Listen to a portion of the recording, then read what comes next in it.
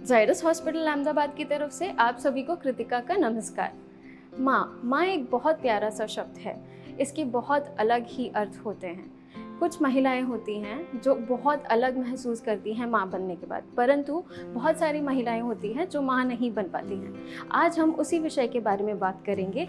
ये एक तकनीक है जिसके द्वारा कोई भी आसानी से संतान की प्राप्ति कर सकता है, जिसे हम कहते हैं IVF। तो आज इसी विषय में हमारे साथ जुड़ेंगे जायडस हॉस्पिटल के डॉक्टर रमन पटेल, जो कि IVF स्पेशलिस्ट हैं और इन्होंने 1998 में गुजरात में पहला टेस्ट ट्यूब बेबी का जन्म करवाया था। नमस्ते सर। नमस्ते। हेलो कृतिका। कैसे हैं सर आप? बस बिल्कुल fine. How are you? I am all good. Thank you so much sir हमारे साथ जुड़ने के लिए। आज हमें आप इस प्रोसेस के बारे में पूरा विस्तार से बताइए कि IVF तकनीक क्या होती है। एक्चुअली IVF कहने से पहले मैं आपको ये बताऊंगा कृतिका कि व्हाट इज इनफर्टिलिटी, वंध्यत्व क्या है। तो वंध्यत्व हम इस कंडीशन को कहते हैं जिसमें कपल साथ में रहता है, हफ्ते में 2 बार फिजिकल रिलेशन रखता है, कोई कॉन्ट्रासेप्शन नहीं यूज़ करता है, और ऐसे राह देखते हुए भी यदि 2 साल से भी ज़्यादा समय चला जाए तो हम कहते हैं कि ये इनफर्टिलिटी का केस है। इसको कोई भी कंसल्टेंट की मुलाकात लेके कुछ सलाह लेनी चाहिए।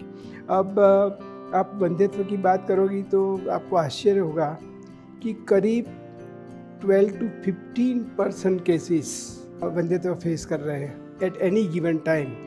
यदि इसको हम कलेक्टिवली देखें तो दुनिया में करीब 48.5 मिलियन कपल्स कोई भी समय में वंध्यत्व की समस्या का या प्रेगनेंसी रखने का छोटा मोटा प्रॉब्लम फेस करते हैं। अब ये हुआ नॉर्मल पॉसिबिलिटी ऑफ प्रेगनेंसी, लेकिन IVF तो ये in vitro, vitro means glass, तो ये लैटिन वर्ड है। तो in vitro fertilisation and embryo transfer, जिसे हम IVF बोलते हैं, टेस्ट ट्यूब बेबी बोलते हैं, तो इसमें क्या होता है कि fertilisation outside the body, that is in vitro. In vivo में क्या होता है, जो नॉर्मल कंसेप्शन होता है, इसमें ऐसा होता है जब कपल साथ में रहते हैं तो करोड़ों की संख्या में पुरुष बीज जो छोटी छोटी मछली जैसे हैं वो सड़सड़ाहट करके बच्चेदानी से होके फैलोपियन ट्यूब में होके फिर स्त्री के पेट में कूद पड़ते हैं। अच्छा, उसकी आयु होती है 72 आवर्स। तो ये जो पुरुष बीज है, शुक्राणु है, वो तो करोड़ों की संख्या में है, लेकिन स्त्री हर महीने पे एक ही अंडा रिलीज़ करती है। तो अंडा रिलीज़ हुआ, फैलोपियन ट्यूब ने पकड़ लिया, पुरुष बीज यहाँ से पहुँचा, वहाँ अंदर जाके फर्टिलाइजेशन हुआ और फिर धीरे धीरे खिसकता हुआ फर्टिलाइज अंडा बच्चेदानी में आके ठहरता है। उसको हम नॉर्मल प्रेगनेंसी बोलते हैं। ये इन विवो हो गई जी। और जो हम बात कर रहे हैं टेस्ट ट्यूब बेबी की, वो इन विट्रो हो गई। तो ये बात है, इस तरह से इन विट्रो फर्टिलाइजेशन हम बोलते हैं। और आप देखो तो it was a wonderful invention. मुझे यदि कोई कंसल्टेंट की हिसाब से पूछे तो मैं ऐसा बोलूँगा जैसे पहले के ज़माने में राजपूत एरा, मुग़ल एरा ऐसा था ना, तो हमारे इनफर्टिलिटी में भी एक है प्री IVF एरा, कि जब दुनिया की फर्स्ट टेस्ट ट्यूब बेबी 1978 में ओल्डहैम क्लिनिक में रॉबर्ट एडवर्ड एंड पैट्रिक स्टेप्टो के हाथ से डिलीवर हुआ। इससे पहले का एरा था, तब भी मैंने प्रैक्टिस की है। तो उस समय तो क्या था, कोई पेशेंट आता, उसका क्यूरेटिन किया, उसका ट्यूब देखने के लिए दवाई डाल के एक्सरे किया और हस्बैंड का सीमेन एनालिसिस किया। ये 3 बातें कर दी। फिर यदि उसके नसीब में होता तो प्रेगनेंसी रह जाती, वरना वो ऊब के फिर दूसरे डॉक्टर को बदल देते, तो वहाँ भी वही रिपीटिशन होता।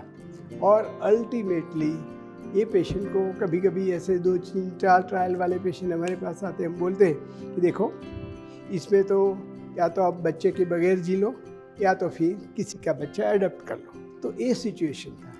लेकिन जब दुनिया की first test tube baby deliver हुई तो इसका इंडिकेशन था कि इसमें नली का प्रॉब्लम था, नली ब्लॉक थी।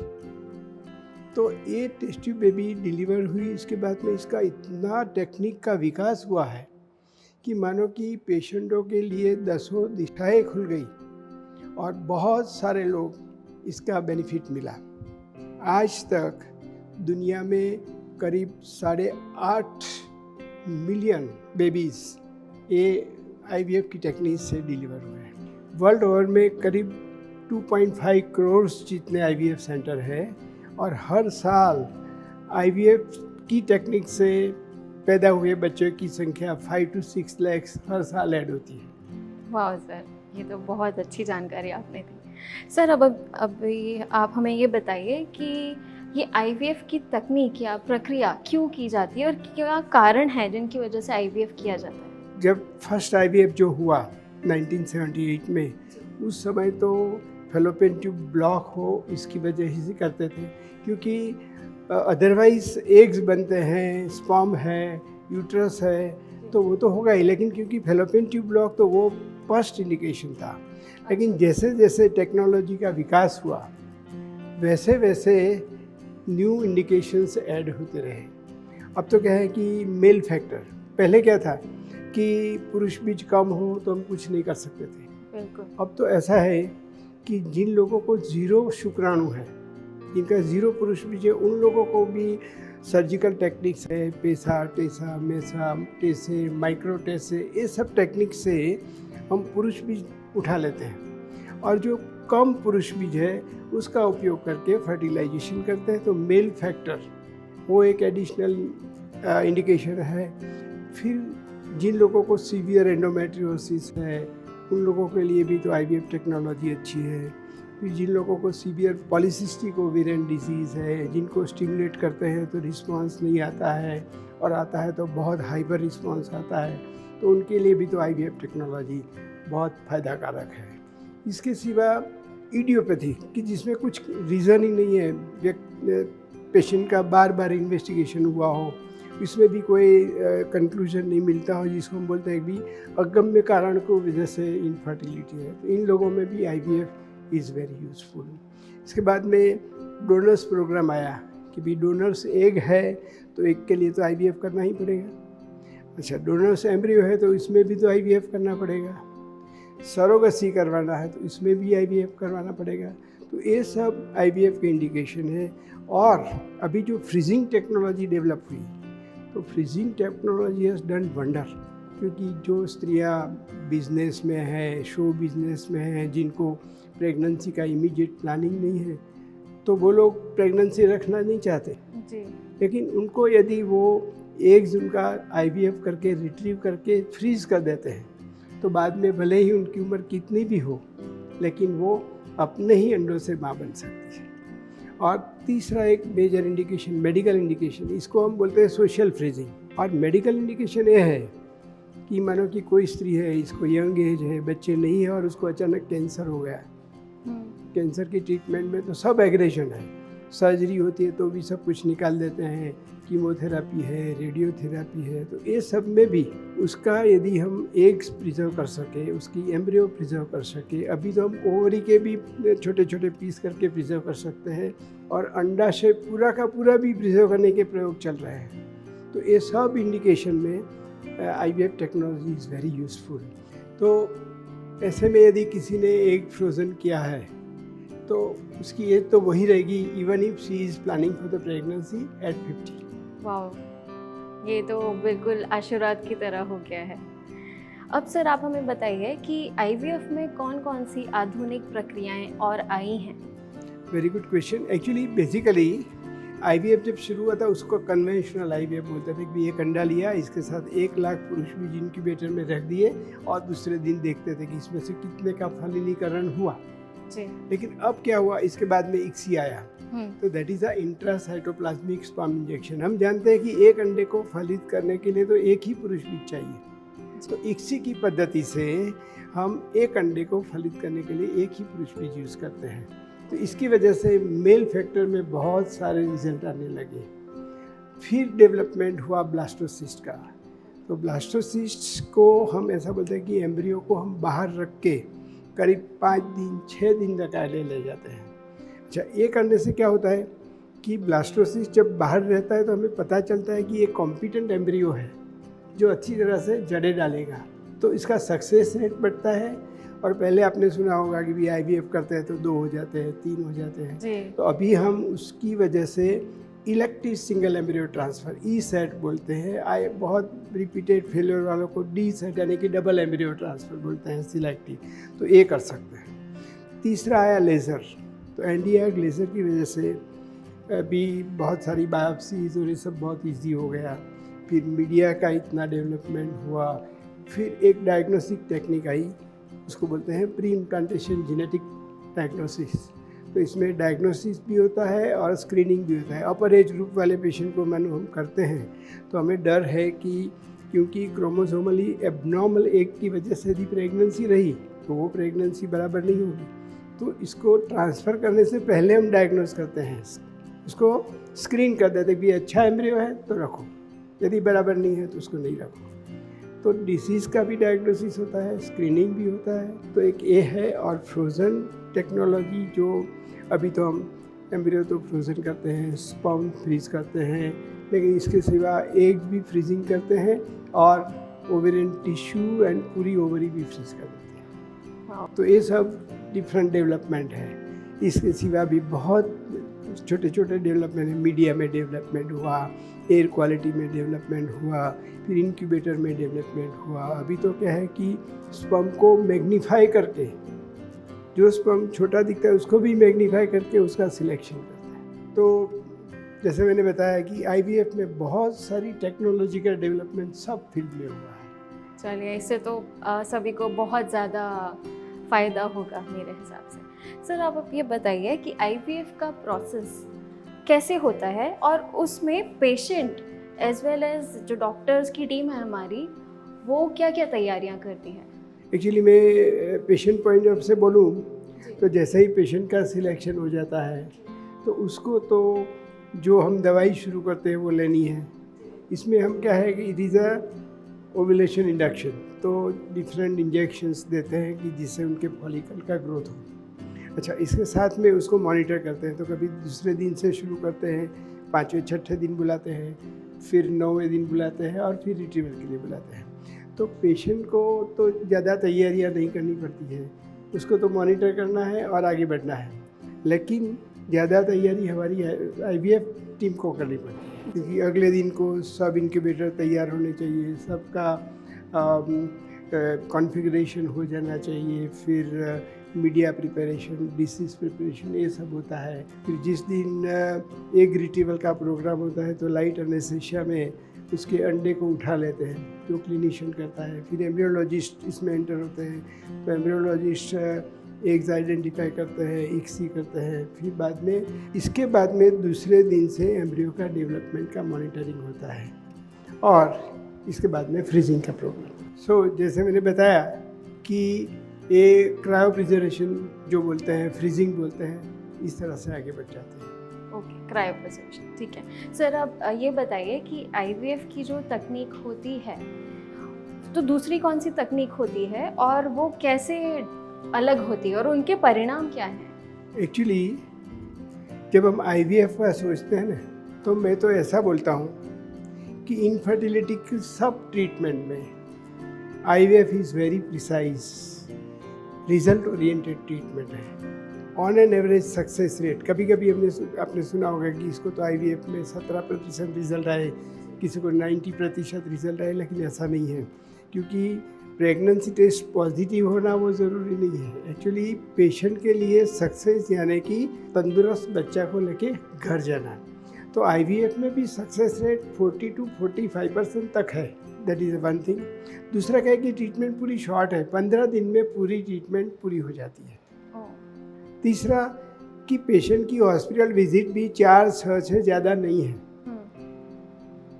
एक और एडवांटेज है कि पेशेंट को कोई जगह पे हॉस्पिटल में दाखिल नहीं होना पड़ता है।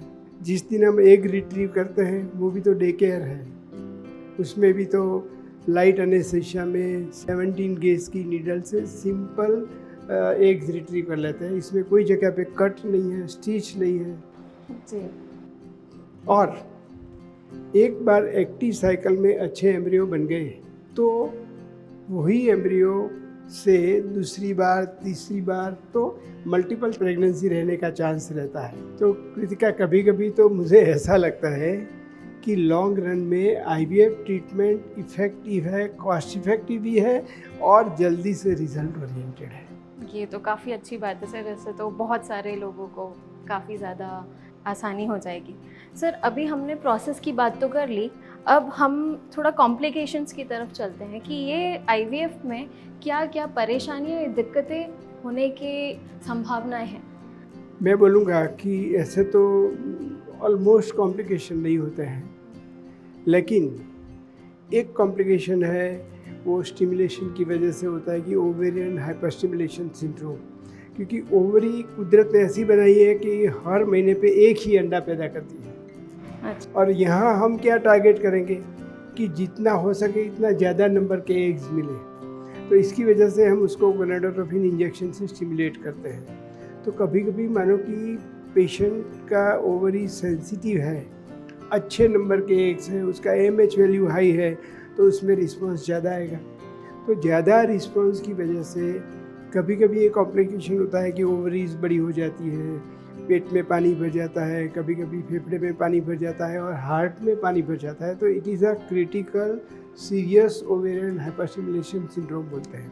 मैं ऐसा बोलता हूँ कि अभी हमारे पास इतने प्रिकॉशंस है, जो एंटागोनिस्ट आ गए, तो एंटागोनिस्ट इंजेक्शन की वजह से वो ओवेरियन हाइपरस्टिमुलेशन नहीं होता है। और अभी तो ऑलमोस्ट मैं तो ऐसा बोलता हूँ कि हमारा सेंटर OHSS फ्री क्लिनिक है, हमारे वहाँ हम ओवेरियन हाइपरस्टिमुलेशन सिंड्रोम होने ही नहीं देते हैं। क्या? दूसरी बात है हाई ऑर्डर मल्टीपल प्रेगनेंसी। इसमें क्या होता है कि पहले तो क्या था कि 2 टाइम एम्ब्रियो ट्रांसफ़र कर दो, 3 कर दो, 4 कर दो, इसकी वजह से क्या है कि सब इम्प्लांट हो जाते हैं और मल्टीपल प्रेगनेंसी। तो आपको पता है कि ट्वीन है, 3 है, तो उसमें तो कॉम्प्लिकेशन होगा ही। अब तो ब्लास्टोसिस्ट होने की वजह से मोस्ट ऑफ द केसेस में हम इलेक्टिव सिंगल एम्ब्रियो ट्रांसफ़र या इलेक्टिव डबल एम्ब्रियो ट्रांसफ़र करते हैं, तो हाई ऑर्डर मल्टीपल प्रेगनेंसी भी नहीं रहती है। अच्छा, जब हम रिट्रीव करते हैं तो नीडल से करते हैं, तो कभी कभी इसमें से ब्लीडिंग जैसा हो सकता है। इसके सिवा समटाइम्स इन्फेक्शन हो सकता है, तो ये इसकी केयर करनी पड़ती है। कभी ऐसा होता है कि there is a total empty follicular syndrome, कि एक भी अंडा नहीं मिलता, तो पेशेंट निराश हो जाता है। उसको लगता है कि क्यों हमारा कोई अंडा नहीं मिला, लेकिन वो फिजियोलॉजी है, उसमें भी हम कुछ नहीं कर सकते। लेकिन ओवरऑल कोई कॉम्प्लिकेशन ज़्यादा IVF में नहीं होते हैं। तो मतलब हम पूरा ध्यान रखते हैं कि ऐसी कोई कॉम्प्लिकेशन ना आए और सारे प्रोसेस अच्छे से हो जाए।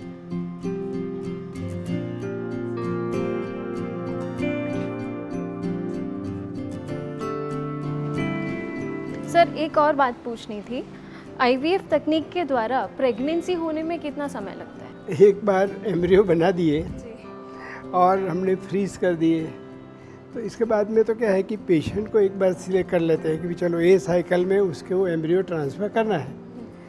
तो इसको तैयार करने में करीब 12-15 दिन लगते हैं। एम्ब्रियो ट्रांसफ़र कर दिया, उसके 14वें दिन पे उसका ब्लड टेस्ट होगा और ब्लड टेस्ट में जो भी रिज़ल्ट आता है that is our result. Embryo transfer से लेके बीटा HCG का ब्लड रिज़ल्ट आने में करीब 1 महीना लग जाता है। तो 1 महीना में तो हमें पता चल जाता है कि ये पेशेंट में सक्सेस हुए कि नहीं।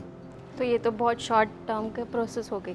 सर, मुझे ये जानना था कि एम्ब्रियोनिक ट्रांसफ़र तो हो गया, पर क्या आप ये प्रेडिक्ट कर पाते हैं या आपको पहले से पता चल जाता है कि इसका सक्सेसफुल क्या होगा या नहीं, कैसे होगा? It's a very nice question Kritika. Actually जब हम एम्ब्रियो ट्रांसफ़र करते हैं ना, तो ट्रांसफ़र करने के लिए जब हमने पेशेंट को तैयार किया है, तो उस समय सोनोग्राफी से हमें पता चलता है कि उसकी इनर लाइनिंग कैसी हुई, इसका मॉर्फोलॉजी क्या है, इसकी थिकनेस क्या है, उसका वास्कुलराइजेशन क्या है, पेशेंट का PI इंडेक्स है। ये सब मेडिकल टर्मिनोलॉजी है, लेकिन ये सब देखने से हमें ये पता चलेगा कि ये यूट्रस की रिसेप्टिविटी अच्छी होगी। दूसरी ओर हम B बोल रहे हैं तो वो एम्ब्रियो है, तो एम्ब्रियो तो हमने देखा हुआ है, ग्रेड किया हुआ है, तो वो एम्ब्रियो है। लेकिन आप नहीं मानोगी कि एम्ब्रियो ट्रांसफ़र की जो प्रक्रिया है ना, वो भी इक्वली इम्पॉर्टेंट है जी। तो ये एम्ब्रियो ट्रांसफ़र के समय पे कौन क्लिनिशियन करता है, उसकी स्पीड कैसी है, उसको कैसे जल्दी से जल्दी लोड कर देते हैं, और उस समय हम ऐसी मेडिसिन दे के देखते हैं कि यूट्राइन कॉन्ट्रैक्शन ना हो, क्योंकि उस समय मानो कि बच्चेदानी का सिकुड़ना शुरू हो जाए तो वो एम्ब्रियो वो जगह पे रहने के बजाय बाहर आ जाएंगे। तो ये सब देखते हुए हमें पता चलता है कि नहीं इसमें तो रिज़ल्ट ज़रूर आएगा। ये तो बहुत अच्छी बात हो गई सर कि सक्सेस रेट के बारे में हम पहले से ही प्रेडिक्ट कर सकते हैं। थोड़ा बहुत तो प्रेडिक्शन आ ही जाता है। जी बिल्कुल सर, एक और लास्ट जो जानकारी मुझे जाननी है कि इसमें क्या क्या सावधानियाँ जो पेशेंट है उसको बरतनी पड़ेगी। मैं हमेशा ऐसा बोलता हूँ कि दिस इज़ अ आर्ट यानी कि कला। तो ये असिस्टेड रिप्रोडक्टिव टेक्नोलॉजी है, इसको हम ART बोलते हैं। लेकिन इक्वली ये एक्ट है, टाइमली एक्शन, क्योंकि इसमें हम इसको बोलते हैं असिस्टेड कंसेप्शनल टेक्नोलॉजी एक्ट। तो ये आर्ट और एक्ट का संगम है। इसलिए मैं मेरे हर एक पेशेंट को बोलता हूँ कि उनको जो भी इंस्ट्रक्शन हम देते हैं उसके मुताबिक दवाई लेनी है, रेगुलरली आना है, उसमें कोई फॉल आउट नहीं होना चाहिए। कभी कभी क्या होता है कि हमने दिए लिखा है कि ये पेशेंट का इतना इंजेक्शन का डोज है और वो नहीं लेगी, ऐसा एक ड्रॉप करेगी तो पूरा साइकिल कैंसिल हो जाएगा। तो इसकी वजह से पेशेंट को टाइम लेना है, क्योंकि एक बार मानो कि एक रिट्रीवल का टाइम फिक्स हो गया है, 11 बजे करना है, तो दे हैव टू रीच, वरना 36 आवर्स के बाद में थोड़ा भी और घंटे चले जाए तो उसके सब उसके फॉलिकल फूट जाएंगे और हमारे हाथ में कोई अंडा नहीं आएगा। तो एक ये बात है। दूसरा 2 बातें मैं क्लियर कट ये मैसेज देना चाहता हूँ। ये पूरी टेक्निक से दर्दी की ओवरी को कोई नुकसान नहीं होता है, उसका कोई रिजर्व ख़त्म नहीं हो जाता है, क्योंकि हम जो अंडे लेते हैं वो तो सिर्फ वो साइकिल वाले ही है जो ऐसे भी मर जाने वाले थे। तो ये अंडों को ही हम स्टिमुलेट करके लेते हैं। और दूसरी बात, कई लोगों को ऐसी चिंता रहती है कि भी ये करने से, बार बार करने से कहीं कैंसर तो नहीं हो जाएगा। लेकिन IVF की टेक्नोलॉजी और ट्रीटमेंट से कैंसर होने की संभावना भी वर्ल्ड लिटरेचर में कहीं मेंशन नहीं की है।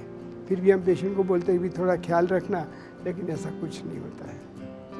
तो सर मुझे लगता है कि आज हमें A to Z सारी जानकारी मिल गई है। ये प्रोसेस क्या होती है, इसकी कॉम्प्लिकेशंस क्या हैं, कैसे किया जाता है, कितना कॉस्ट इफ़ेक्टिव है और कितनी जल्दी प्रोसेस हो जाता है। तो मुझे लगता है आज हमारे सारे दर्शकों को ये चीज़ बहुत अच्छे से समझ में आई होगी। तो सर आपका बहुत बहुत धन्यवाद आज मेरे साथ जुड़ने के लिए। सो रियली कृतिका, आज का पूरा डिस्कशन में मुझे बहुत मज़ा आ गया और मैं सोचता हूँ कि मैंने थोड़ा बहुत भी इससे लोगों को डिसीजन मेकिंग में हेल्प मिलेगी। जी बिल्कुल सर, धन्यवाद सर आपका बहुत बहुत हमारे साथ जुड़ने के लिए।